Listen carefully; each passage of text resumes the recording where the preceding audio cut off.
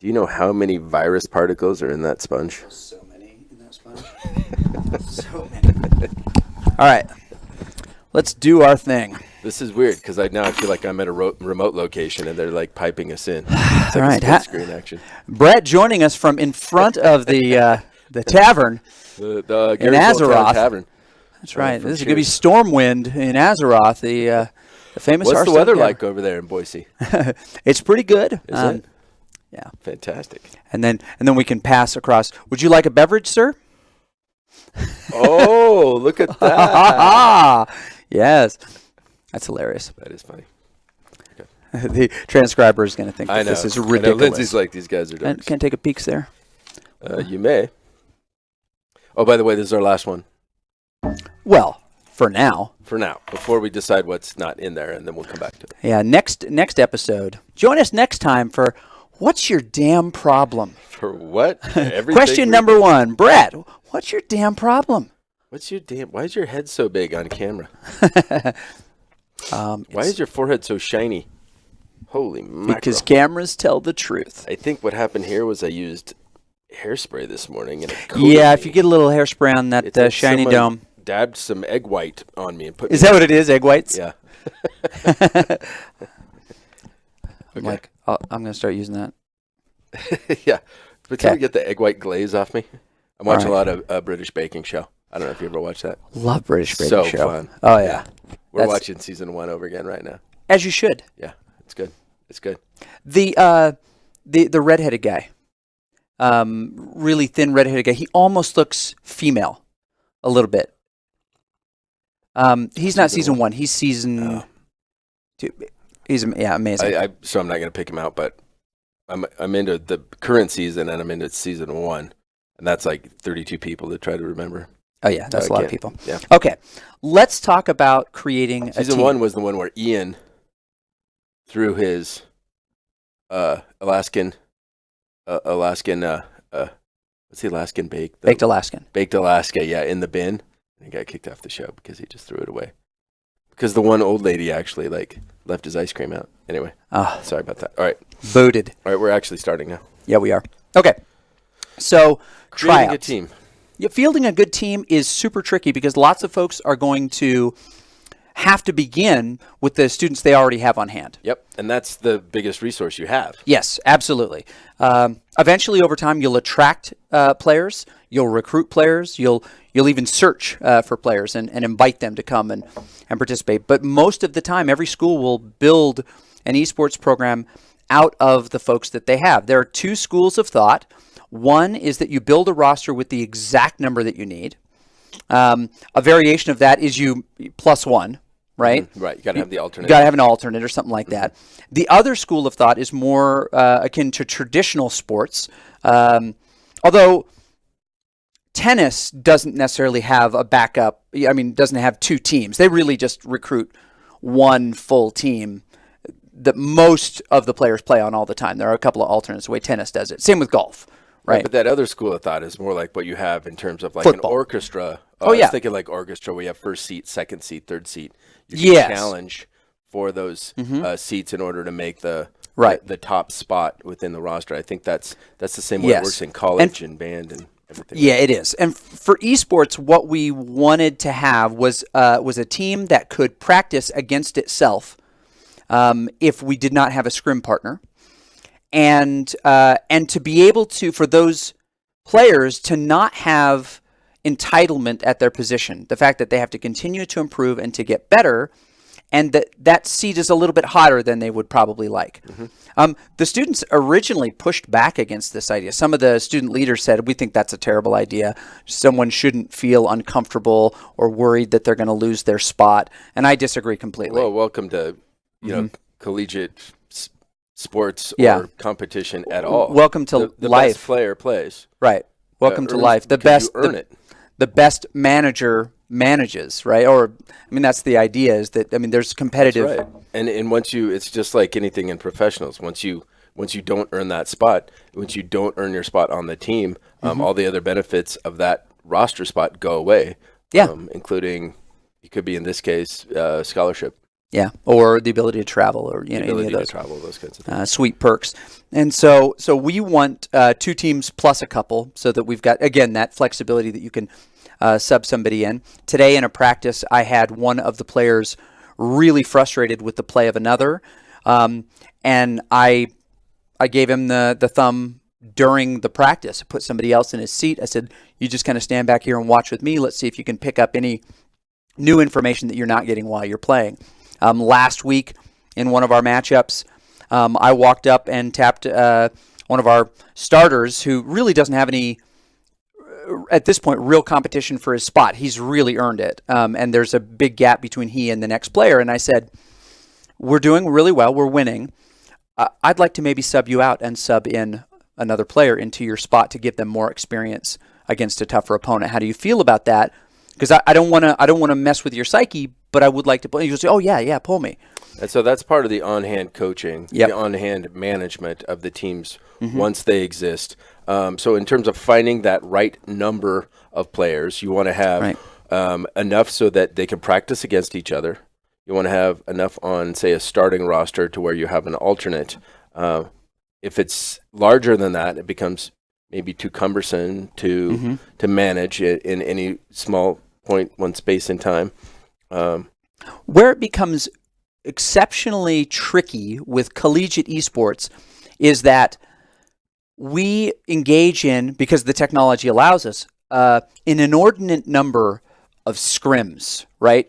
That football or basketball don't get, right? They go to tournaments to take on early season but they're teams. Practicing against each other the practicing vast against majority each other of time, in part because they don't want to give away any strategy, plays, strategies, and those are events that are held once a week. More like baseball, esports can offer completely different lineups from day to day to day. Insert a person here, insert a person there. Could make a difference between winning one day. Luck is always a factor involved. A fortunate play or events that happen within a competition. So maybe an analogy more toward baseball in that it's okay to play multiple teams in a week, and it all depends on how much you want to balance that schedule with practice. And like baseball, we often, depending on the matchup and the day, I will let a player know, you're going to be off on Saturday. I'm going to start this person. And it's not about your play, it's about playing time. Playing time, you want to keep the other people fresh, you want to keep them sharp. Days of rest are not a bad thing, especially what you can learn about your own gameplay by observing your teammates in action without you. Very, very true.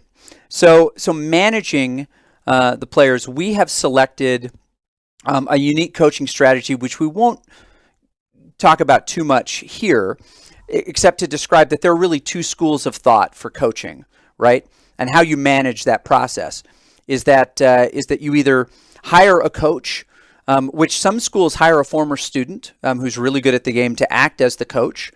Problem is there's not a lot of distance between player and coach emotionally, maturity-wise, socially. We've heard complaints and problems from some of our colleagues at other esports institutions. Anything from they don't respect their coach anymore because he broke up with his girlfriend, which everybody liked, to my coach has been living with my players and now owes them money. That like nightmare kind of stuff. Like that is an issue always with when you have a distribution of labor with no clear hierarchy involved, and people are trying to tell other people what to do. Also, perhaps could be unique to esports is that a lot of players get good at what they do by themselves. Yes. So they're sitting in front of their computer at home. They may be playing with other familiar team members, but they are perhaps not in the same room as them. They're at a distance, but they feel like, hey, I've been able to achieve this certain amount of ability and skills on my own. And now you put me in an environment where somebody's telling me what to do, whether it's a peer or whether it's someone higher in the hierarchy. And sometimes those players just aren't coachable. It's true. It's possible to have somebody who's not coachable because, and we call it a solo queue mentality. And we identify players when they're playing with the solo queue mentality. And we often refer to the solo queue, and often a person's solo ranking in the game as a terrible indicator of how they'll be as a teammate. You can be a grandmaster as a player, but have gotten there because you don't play good team play. It's just because you are manipulating a handful of things that your favorite heroes do. And often that's not shareable. That's not even transferable. It's just something that they do. Certain titles, that's okay. That works well with, because basically it's a single person that's in control, whether it be a game like Super Smash Brothers, or it's even a game like Hearthstone, where you're a primary player. You're getting advice, strategic advice from players flanking you, but in essence, you're in control ultimately of the decisions on the battlefield. Yep, it's true. The other method of coaching is to use coaches at a distance that may be expert in their area, professionals who can come in. The benefit is that you can get current knowledge, and often you can even pull down names that players know, and they get excited about it. The drawbacks of that approach are they are not necessarily committed to you full time. You don't know if you ever have their full attention. They're on their computer at home. You have no camera. They're just talking to you. They may be giving the same strategy to a rival team. Exactly. You don't own their knowledge. You're just renting their knowledge, and financially, which often has great benefits as well. Yes, you can contrast that with the highest paid football and basketball coaches within each state. They're under contract for seasons, for years, and of course that contract can be broken, but the amount of time and effort it takes to change coaching staffs, enduring other years of rebuilding a program, and then investing in those coaches. And since you've invested so much monetary resources, that renting coaches, renting knowledge bases, and oftentimes actually getting that sprinkle of different personality, maybe something that's fresh for your team. So it could be something that's a pretty interesting model in which to follow, right? And maybe something in the future that other teams like basketball, tennis, football might consider doing, and saying like, hey, we've got you rented for so many hours for the next 3 months. Come in, evaluate our team, see what it is you see is the main improvements, and then after 3 months, we'll see, maybe we'll change it up. The benefits to hired locally sourced coaching is that you have a real person in a real room with players who can interact with them, can see things that you can't see online. They have more stability. The drawbacks are what happens when that coach loses the room, which is possible, or is no longer able to help them, or gets frustrated with individual players but can't really kick them off. You have those frustrations. The benefits of a coach from a distance is that you have access to them maybe for a little bit less money, because you're just getting their hours. You may have access to more current knowledge, and you may be able to pick from a bigger pool of talent. But the drawbacks are that you don't have them for a guaranteed amount of time, because if they get an offer to go and be a pro coach for this team, they'll leave. They'll just leave right now. That's true. So there's no exclusivity when it comes to that. And exclusivity obviously comes with a price. It comes with a price. Right. So those are just things to consider when considering coaching. But the other thing that you mentioned, I think that's important, is that maybe what we ultimately recommend, whichever style of coaching you go with, whether it's the sort of long-term, like you're in for the whole season sort of person, face-to-face or remotely, there's those two options, or whether it's the sort of just-in-demand type hire, just on demand, just in time, that's what I was looking for, just in time hire on or hire on demand, is that what we recommend is that there's still the person in-house. There's a person that's helped coordinating that exterior coaching. There's a person that's standing behind players as they're playing in order to get people to reflect, whatever learning strategies that you happen to be employing, that there is someone there. We don't take it upon and leave it upon themselves. The other thing we truly recommend is having a clear and distinguishable hierarchy between coaches and players. And we actually recommend not having necessarily that player coach if possible, due to other just age, personality. That's been our decision to avoid those things, to make sure that there's enough distance from them in social group and strata that those don't mix, because usually it's very difficult to have a peer coach. There's just not enough separation. Yeah. But to your point, very important to consider having that person on the ground. And it's really important to point out that that person does not need to be the expert in the game, but they do have to be connected to the coaching that's happening. In our case, we utilize myself, who is the learning expert, right? And I use that learning expertise to make sure that what is being taught by our coaches is actually being applied. Right. I do the assessment. So you're not the expert, and I think that's an important distinguishing piece. Individually, each one of the players on the teams may be able to beat you one-on-one in any of the games. But you're the learning expert, the person that provides that bridge between coaching and applying those coaching toward a team. And so far, that system seems to be effective for us. Yes. Okay. Mike Krzyzewski is no longer able to beat his players one-on-one, but he has experience in a game, right? But an experience in the game at a time where the game was very different. But he is well respected, not because of his playing ability, but because of his coaching ability, which he has learned over time.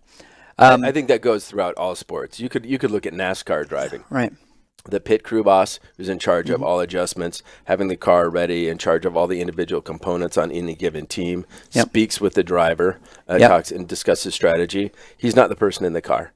And I think very rarely those pit bosses have the kind of ability and skill to be behind the wheel that the drivers do.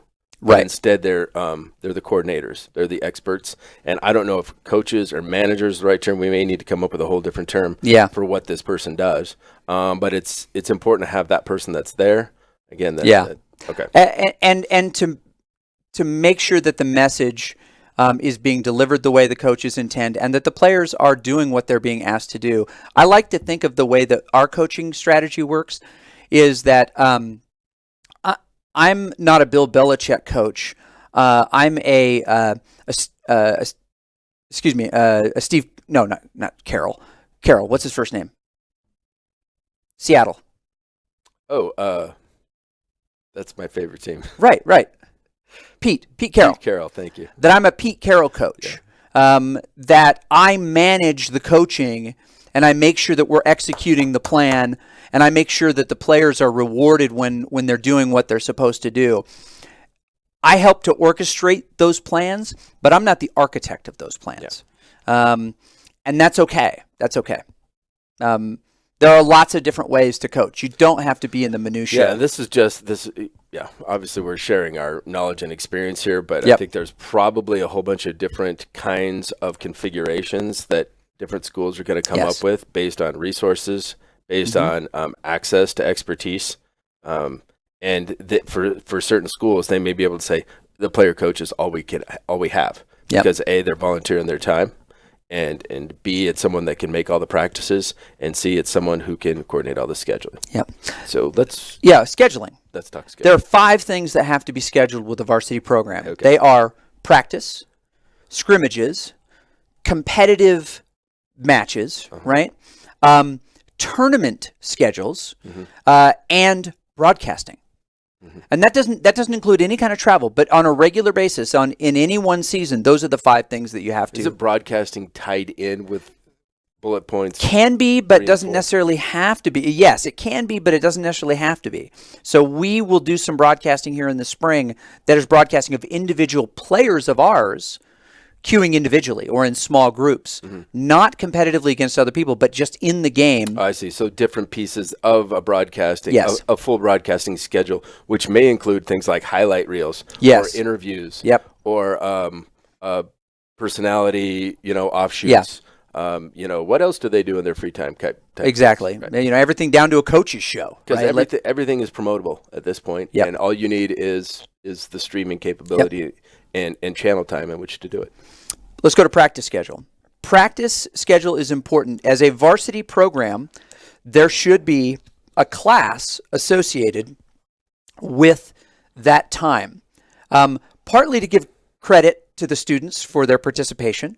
And that can be a charge for class. That can also be a charge for class where you give fee waivers, right? If somebody meets certain conditions, that's possible. Some do that. Basketball does that, for example. Not to everyone, but does them to some. The scheduling of that prevents them from being able to take other classes during the same time, thus guaranteeing you have practice time. Varsity programs do that. Club programs don't. And because of it, many club programs have to practice in the evenings after all classes are done. And that creates a really interesting issue with schedule. You'll notice that basketball and football is very cognizant about the amount of how late their players stay up and how early they're asked to be at school. They want them in the middle part of the normal human day. Sure. Clubs and club gamers tend to push way into the dark hours. Partly they're not under the same. They're not under the same rules. Varsity, we have to we know when people are playing online, but we want to try to help them establish balances. But so that's important in the scheduling. What else about scheduling practice? How many hours a week? I mean, there's hours per week. We touched on this a little bit in a previous in a previous portion, where the students come first. They're student athletes. In every other sport, they limit the amount of practice time that's afforded to them in order to ensure that they have enough time to be well-rounded individuals, to get in all their homework, to study for their tests. And that's why those limitations and organized practices are put into place. Yep. So timing, you're right. To balance student and athlete. To balance student and athlete, but also to coordinate around existing classes for students so that there's no conflicts there. And yet it's not necessarily killing everyone's day off during a season. Correct. Because that rest time, that time away is just as important. Yes, it is. Exactly. So scheduling tricky. Find that balance. Maybe use one of your athletic department's schedules and rules that they use to set up in order to help you create a model for how many scrims per week you want during a season, how many competitive pieces you want per week, if there's going to be travel involved, how to go about organizing time and resources for that travel. Yep. We've elected to align our requirement of hours per week of our student athletes with what our athletic department expects.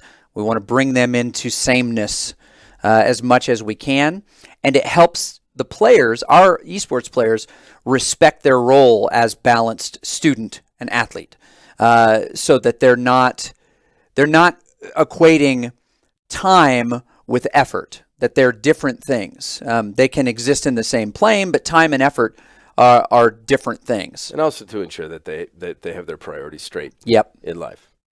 Yeah, it's very true. Okay. So, what do we do about travel? Speaking of travel, so how do you decide? Can I mention the other scheduling things? I'll try to do it more briefly. Sure. Right. So the other things we have to schedule are scrimmages. Yes. Right, scrims, which can be done online, and in order to do that, you really need a person for whom that is their part-time job. Reaching out to different teams through different methods, usually it's Discord, and saying, "Will you scrim us on this night?" And then connecting the captains of both of those teams so they can build the lobby and invite all of their players.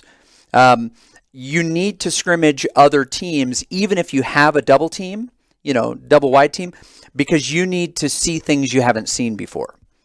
Eventually, over time, we can train our players to model their play like other teams, but nothing raises your competitive level as much as scrimmages. those scrimmages are important. And they can occur at any time, and there are usually no eyeballs on that. Then I mentioned kind of regular matchups, where these are marquee matchups that you might actually have people come and watch, right? Or you might broadcast a regular matchup. We'll challenge, we did this before our bowl game with University of Oregon, we challenged them to League of Legends as the bowl before the bowl, or as we called it, the brawl before the storm, right?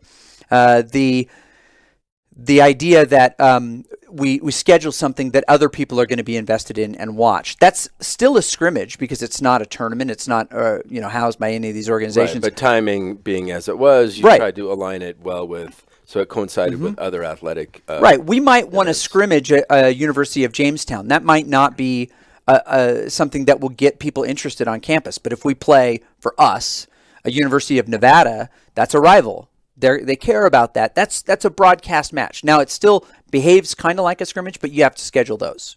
You have to build. We've elected to build out our regular season, which is devoid of any. Then the next one is the tournament schedule and competition schedule. These are the ones that we talked about. The benefit of a regular season schedule, and this is worth pointing out, is that you can set an entire season. You can show somebody what your 10-week matchup schedule looks like. With tournaments, almost all tournaments use a format called Swiss play, which means each week you play a team with the same record. What it does is it tends to kind of press all teams into the middle. You have a lot of 2 and 4 teams, a lot of 3 and 3 teams, a lot of 4 and 2 teams. Very few outliers. Right, fewer people trying to match competitive. Right, because you're trying to match competitive. The problem with that is you don't know who you're playing until that week. So you have to coordinate those games. Most of the time, those leagues hold specific games on specific nights, and teams can request to play it on a different day, but both teams have to accept the new date to be able to do it, which are tricky to schedule. But you're talking about tournaments over a period of time now, it sounds like. Weeks, yes. So there's not individual weekend tournaments, that you're scheduling that last weeks? Correct. And do most colleges participate? Most do, yes. In those week-long tournaments, and it's at the week-long. No, I'm talking like month-long, 6-week or 2-month-long tournaments. Do those get scheduled during the regular season? They can. They can be scheduled during the our regular season or. Yeah, I'm confused about what you're talking about because you're talking about tournament scheduling, and I assume so what that Riot, means, like I equate that with like basketball. Yes. So it's the championship tournament at the end of a season. But you're talking about mid-season tournaments, like. I mean, I understand preseason, like pre-NIT or something. Some games do. Some games do. Games like Rocket League will have multiple tournaments that are just one-day tournaments throughout.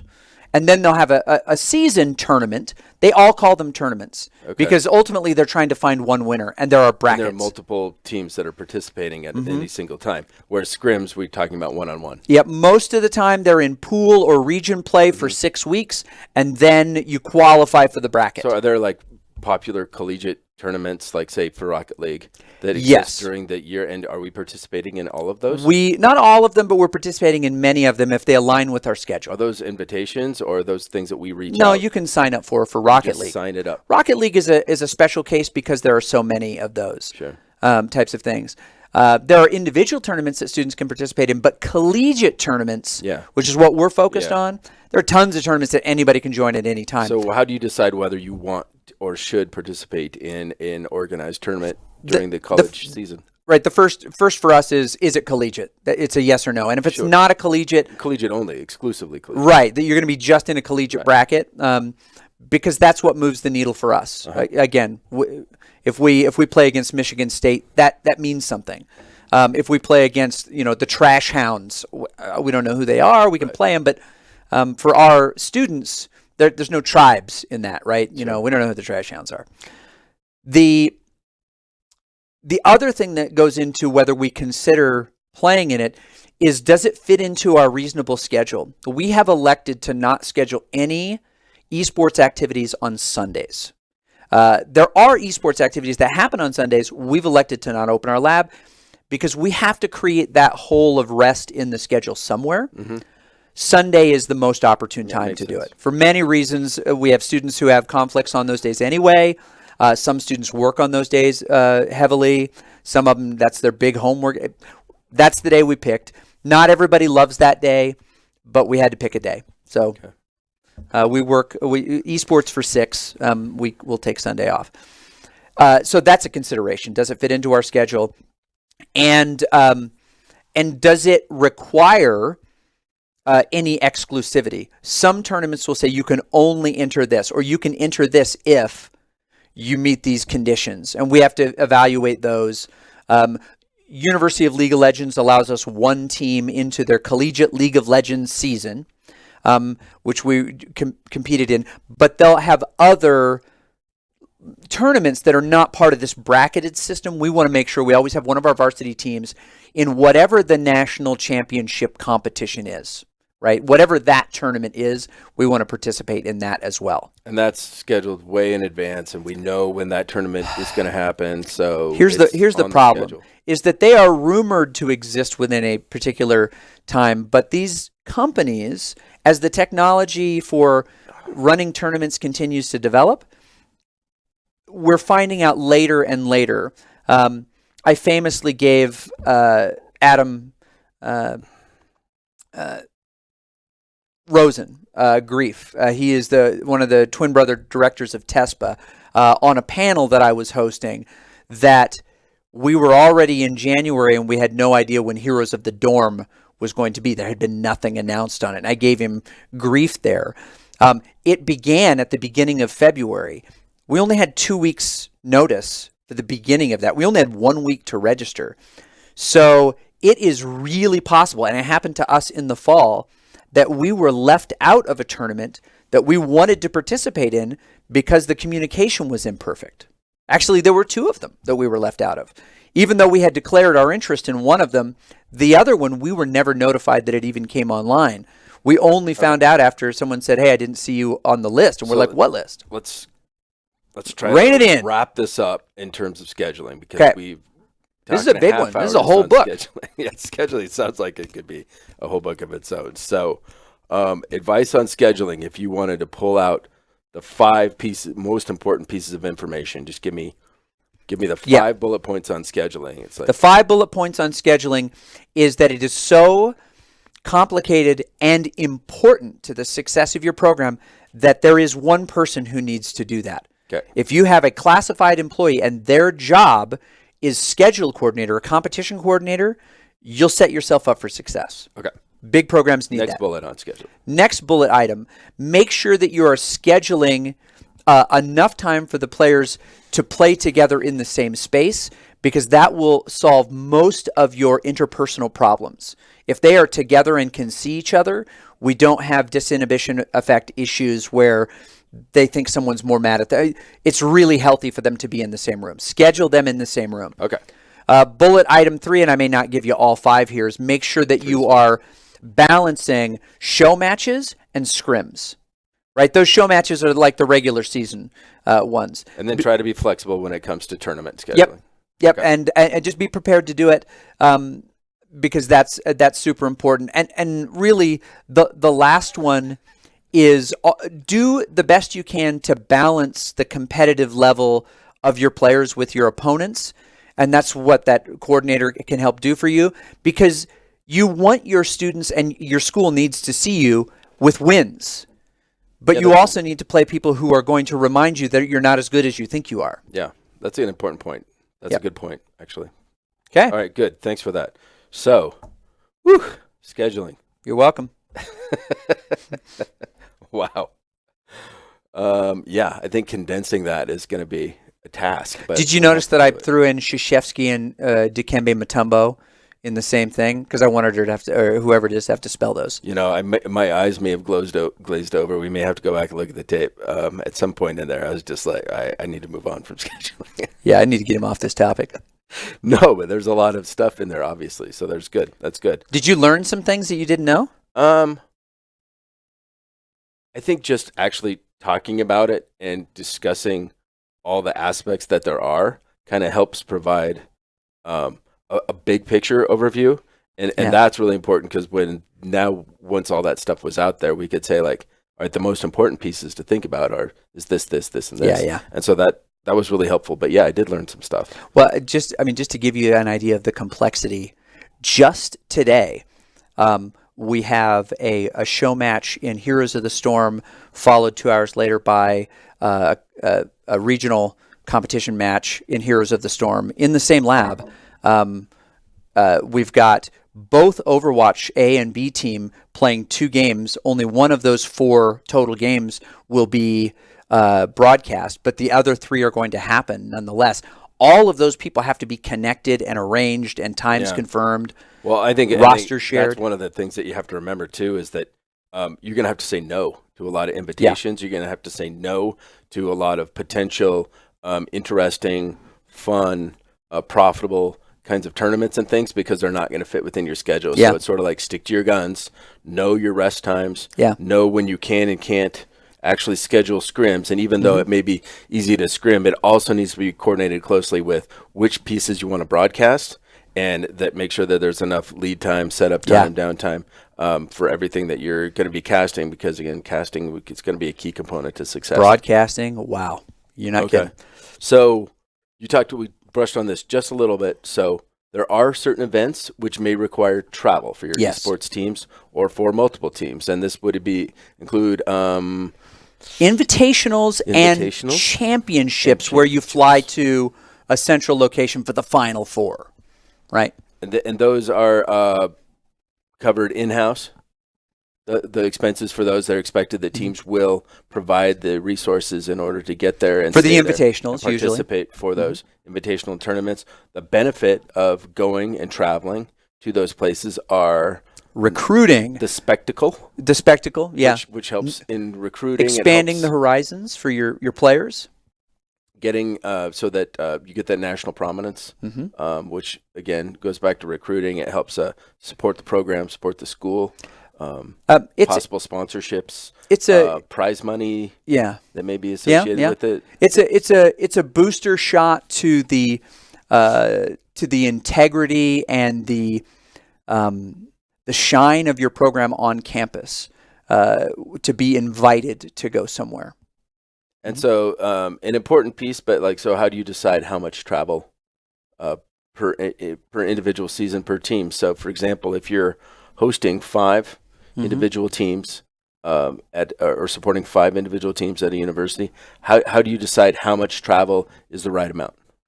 Well, because those are so hard to predict and they develop so quickly, in one case it was less than 2 months from invitation to arrival. They're very difficult to plan for and to budget for. So creating a line item in your budget that assumes that someone will travel creates at least the expectation that might occur. If it doesn't occur, or there isn't something already on your radar that you want to participate in. Missouri schools often do an eSports event where people come in and they do a mini tournament that day. You can probably plan something like that out 6 months in advance to a year in advance, because that's a big in-person tournament. Yeah, that's local travel. Right. So local travel, much easier to organize. Well, no, but say we went to the Missouri one. If we went, if we were invited and we went to the Missouri event, that might be a fun thing to do. But you can usually know about those. But yeah, is to put money in your design, or have a pocket patron ready to help pull something like that off. So we're being pretty vague here, but maybe 1 to 2 events a year per team. Oh, you want a number? Well, I think it would be important to offer a vague description of how much travel is too much versus too little.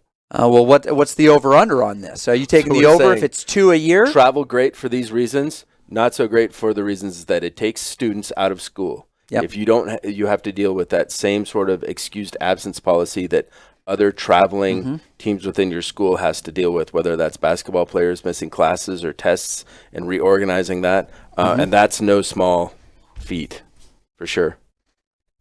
Okay, keep going. Sorry. I'm with you. Yeah, I forgot what I was talking about. Downsides to travel. So, and then there's the bureaucracy that is universities. Whenever you're taking a team and traveling anywhere, is that legal has to know about it. You have to have insurance. You have to have proper coverage for insurance. You have to have someone that's going to organize everything from flights to cars, vans that haul people, You're going to have think about chaperones once you get at the event to ensure that people are within curfew if you're imposing a curfew. If you're going to Las Vegas, that people aren't hanging out in hotels, whether there's age restrictions of whether it's supposed to be, all the distractions that come with traveling to a new place. And even though we're talking about adults, college level students here, there will be issues with that. Always. And things that you can always count on, what you can always expect are a possibility with those are illness of players. So you have to take more than you need. Right. And the potential. And if there's any discipline issues once you're there, you also have to have someone that can stand in. And you have to have a plan. You have to plan for if. And I always argue that the plan is for when something like that happens. You never want it to. It's relatively expensive. Yes. To take teams on the road, and so there's things happening there. I want to circle back really quickly, and I could reorganize this when it comes to the actual writing part of it. But what we skipped over in tryouts was the actual format of tryouts. Yes. So you described like which pool of students you can try to pull from or invite to participate.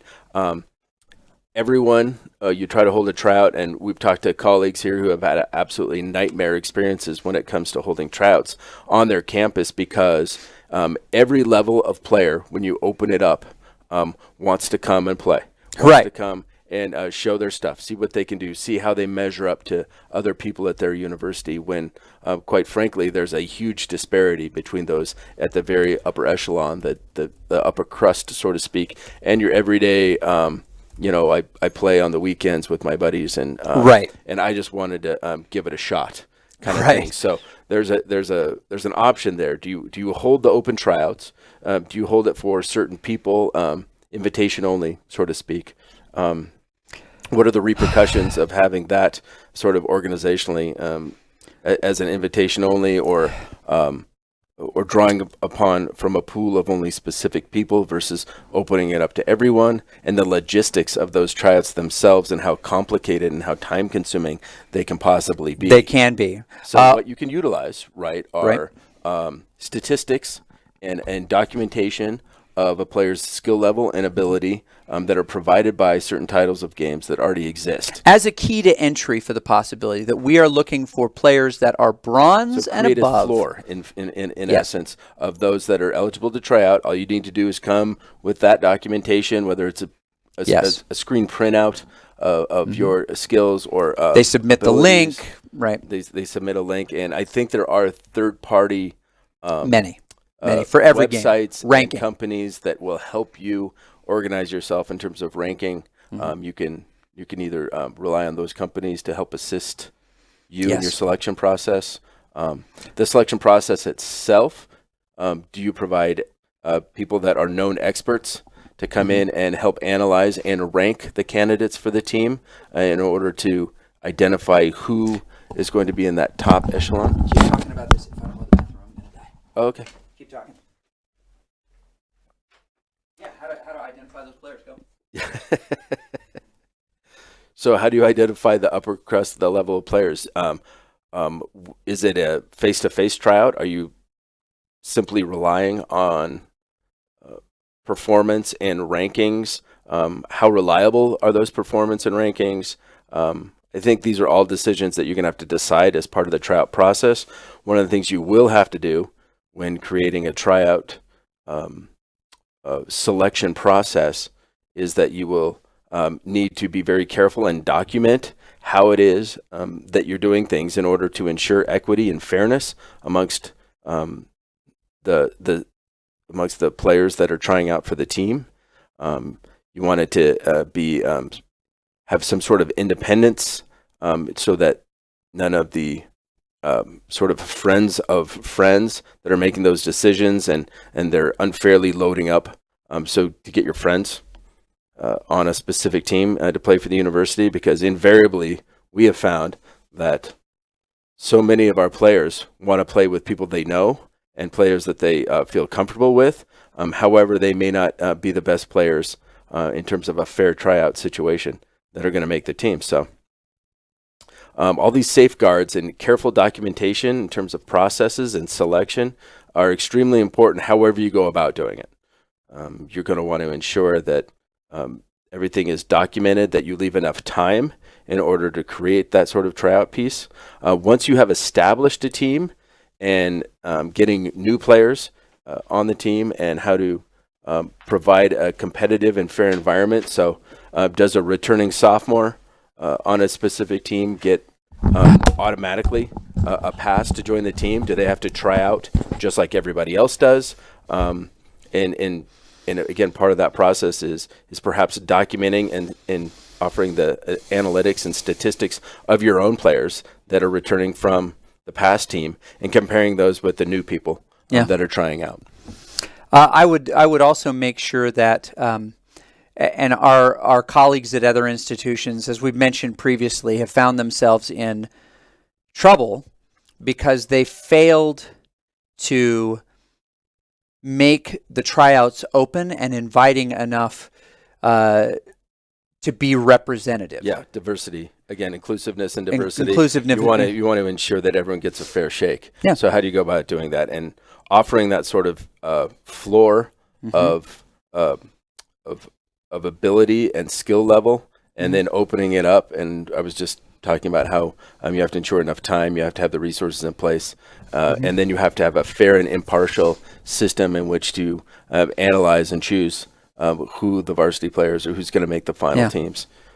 With outside folks that are not necessarily part of your university esports, it's generally a bad idea to invite former players, people who are on your team, or current players to evaluate the talent of their peers. It's unfair because there's people they know and there's people that they like playing with, and they are going to want those people on the team.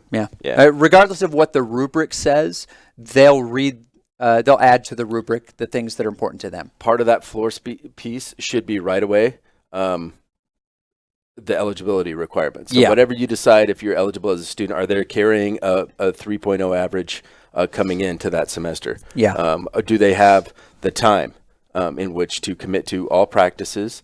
Do they have a level of commitment? Somehow try to gauge that so that they know that the team comes first, and they're willing to make the sacrifices in terms of maybe behavior outside of team play so that they remain eligible throughout a season.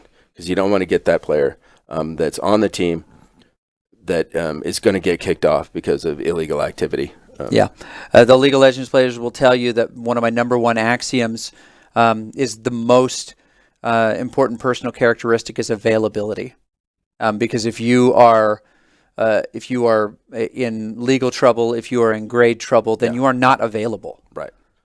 So availability in terms of both just open schedule, but also in terms of remaining eligible. Mm-hmm. And then another key aspect on your player is that you may want to consider in evaluating during tryouts is coachability.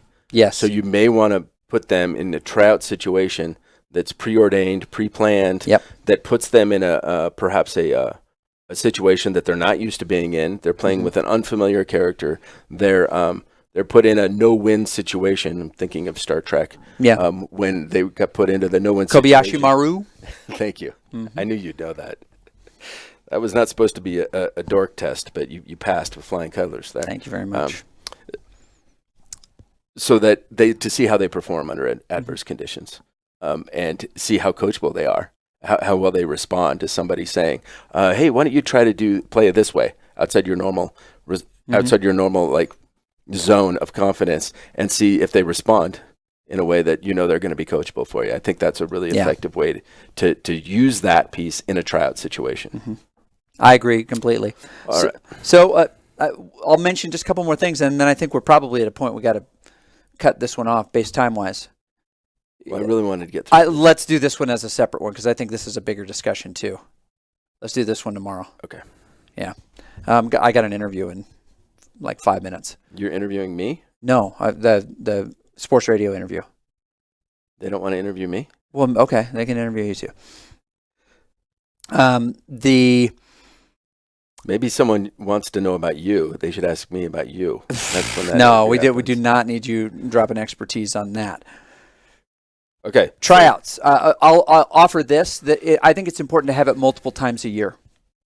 Oh, geez, really? Yes, multiple times, not once a year, but multiple times a year, because new talent comes in, new talent becomes available, and if you don't, and every big team will tell you they missed the first tryout. What do you mean they're coming in? Second semester. You don't join mid-semester. Yeah, not mid-semester. Not mid-semester. No, but multiple you mean times one a year. Spring and one fall. Yes, but I having actually more think than that there's even an opportunity for a third one, and let me Oh, explain. wow. Okay. Right. You have fall tryouts, which is for your fall season because their availability has to be such for fall season. You'll have people who say, well, guess what? The only time I can take this one class required for my major is this. It's nice to have the ability to say, well, this isn't your semester then because this is when our class is. But aren't you just holding the tryouts before that season? I mean, why are you... Yes, but there are 2 seasons a year. There's a fall season and a spring season, unlike other sports. In all games? Most, yeah. So a tryout before each season. Yes. That's a lot of overhead on... It is. It's why it's got to be so tight. Managing team. But you'll have attrition throughout a semester anyway. Yeah. Because that's just the way, it... Okay. Trade-off. And I want to have a May tryout for the fall team that is incomplete. It basically gives us the ability to identify players for whom we might try to assign a scholarship with, and you need that kind of runtime on that. Every major sport and ancillary varsity program does them in the springtime so that they can assign scholarships. So maybe an appropriate thing to do is really say, like, you need to work hard to develop a rubric. Yeah. For a specific team and a specific title that can help you gauge, not only provide the floor of like the minimum of what you want before you're able to try out and prove at this, but then a way to gauge new talent and acquisition before it comes in. I don't know why I said acquisition. And I always reserve the right in that process to invite anyone to join the team at any time, so that isn't that problematic when you start talking about scholarships and commitments? That person's not scholarship eligible that semester. Walk-in. Yeah, it's a walk-on. As a walk-on. 100% walk-on. Okay. And that there's a walk-on tryout the week before school starts, because often, which allows those other people, not the starters who have already been those who have already been selected from the previous semester, but anyone who's new on campus who didn't know about it, didn't hear about it. You may have a lot of talent there, but those are walk-ons also. Assuming you're in a position where you're able to offer scholarships to certain team members, what is the commitment level there? Is it like any sport where like, we're committing to you for 5 years? No, it's a year-to-year. 1 full year. And then those scholarships may or may not be freed up at the end of each year. So it's like correct. It's like no promises, and so you may end up with a person we'll be able to that offer came you this here on a scholarship, didn't perform well as a freshman, and then saying, sorry, we're taking your scholarship and giving it to somebody else now. They have to try out for their scholarship again.